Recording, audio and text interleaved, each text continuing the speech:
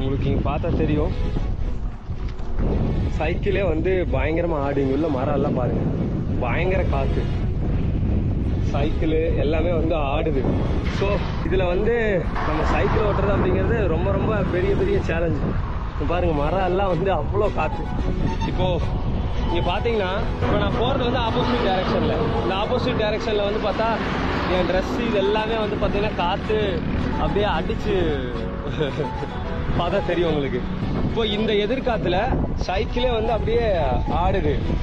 இப்போ இந்த எதிர்காத்துல சைக்கிள் ஓட்டுறது ரொம்ப ரொம்ப ரொம்ப டஃப்பு. நானும் எவ்வளவோ முயற்சி பண்ணுறேன், சுத்தமாக முடியல.